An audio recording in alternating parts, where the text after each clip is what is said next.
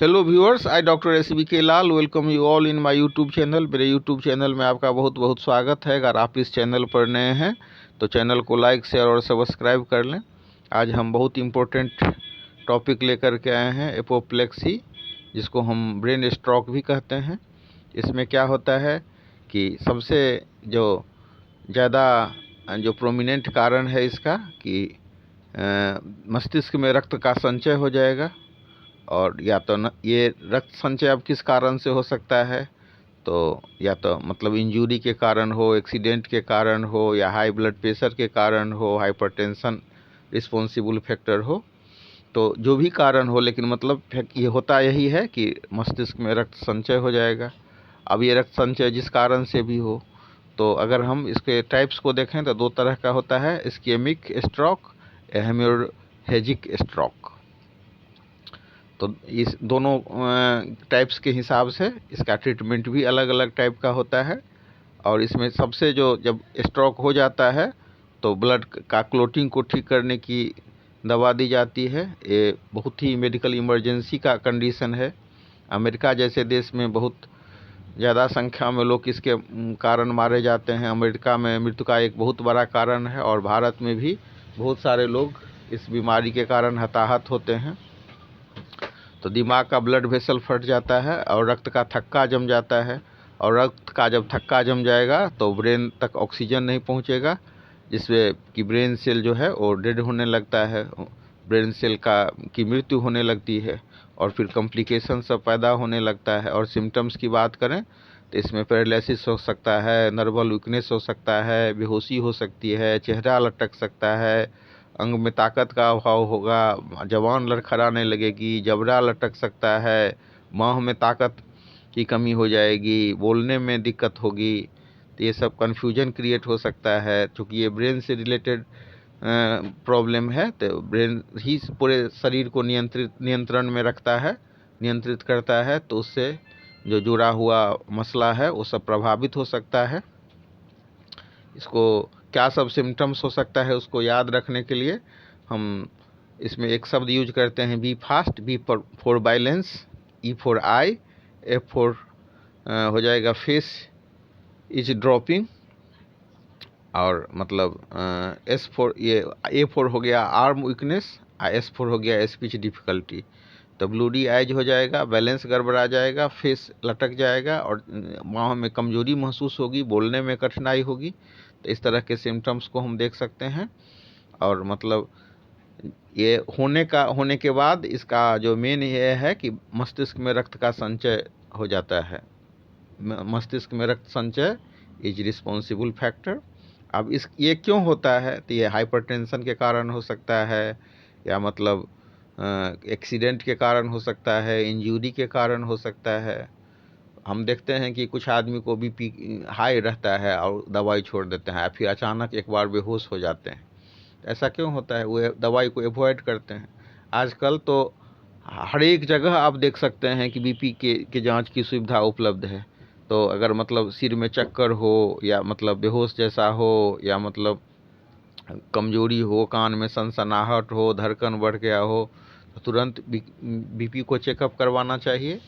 और जो हाइपरटेंशन के पेशेंट हैं उनको रूटीन चेकअप करवाते रहना चाहिए।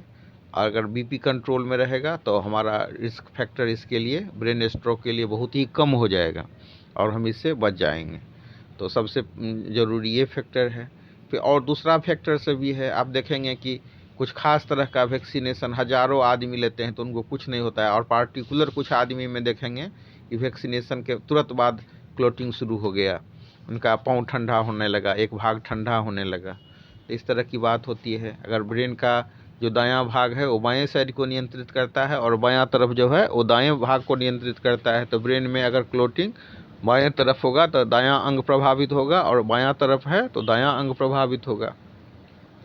तो इस तरह की शिकायत हमको देखने में मिल सकती है। और इसके बाद क्या सिम्टम्स हो रहा है उस हिसाब से हम इसका ट्रीटमेंट भी देते हैं। तो सिम्टम्स क्या होता है?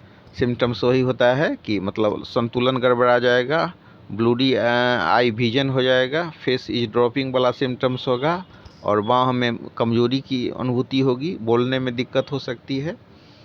चेहरा लाल हो सकता है, डर घबराहट हो सकता है, सदमा या डर भी एक रिस्पॉन्सिबल फैक्टर हो सकता है, या फिर मतलब अल्कोहल टॉक्सिकेशन ये भी हो सकता है, और मेडिकल इमरजेंसी है ये इसमें ये जानलेवा है बहुत। जब बीमारी से ग्रसित होने के बाद आपके पास बहुत कम समय बचता है, तो इसमें ज़रूरी है कि अगर मतलब तुरंत इसको हॉस्पिटलाइजेशन ज़रूरी है, इसमें तुरंत हॉस्पिटल ले जाएं। और मतलब दवाई की बात है तो इसमें हम होम्योपैथी में बहुत सारी दवाइयाँ हैं, क्या सिम्टम्स है, राइट हैंड साइड अफेक्टेड है या लेफ्ट हैंड साइड अफेक्टेड है, उस हिसाब से हम इसमें ट्रीटमेंट देते हैं।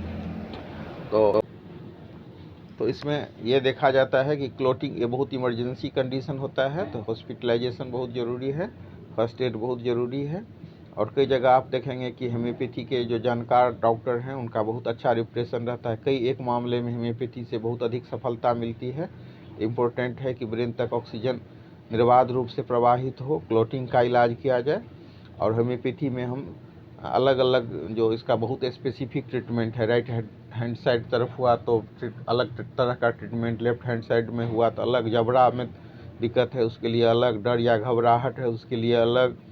तो अलग अलग ढंग से हम इसका ट्रीटमेंट दे सकते हैं। जैसे कि मतलब एकदम मृत्यु भय हो, डर हो, घबराहट हो, अचानक ड्राई मौसम जो है उसमें ठंड में आप चले गए हों और उसके बाद स्ट्रोक हो गया हो, तो उसमें दवाई होता है एकोनाइट, डर और घबराहट से भी निजात दिलाता है, और मतलब एक्यूट कंडीशन में तुरंत देने से बहुत राहत मिलती है।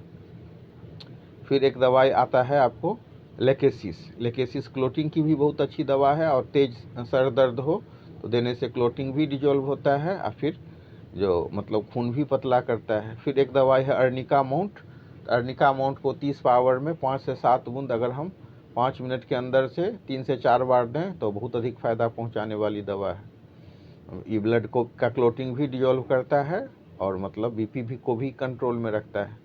एक दवाई है बेलाडोना 200, उसमें हम देखेंगे कि चेहरा लाल हो गया, आंख लाल हो गई, और गुस्सा के बाद ये अटैक हुआ है, और एकदम रुक करके पेन हो रहा है, दर्द हो रहा है माथा में, उस कंडीशन में हम बेलाडोना 200 देते हैं।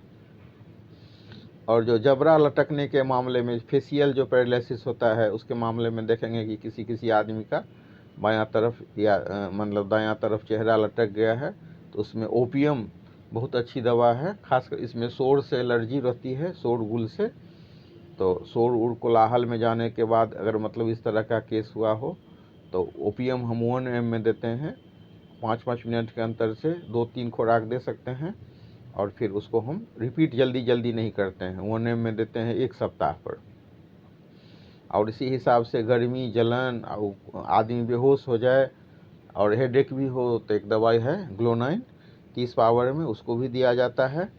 इसके अलावा एक बहुत ही रिमार्केबल दवाई है जो मतलब जेल्सीमियम को हम देते हैं। जुबान लटक जाता है, जीभ का पैरालिसिस होता है, आँख की पुतली फैल जाती है, एकदम कमजोरी जैसा महसूस होता है, डलनेस, ड्राइनेस और डिजीनेस, 3D से हम इसके सिम्टम्स को पहचान सकते हैं। और एक दवाई बहुत इम्पोर्टेंट दवाई है इसमें, फॉर्मिका रूफा 30, उसमें बार जो स्ट्रोक पड़ जाता है तो उसके लिए ये दवाई दी जाती है।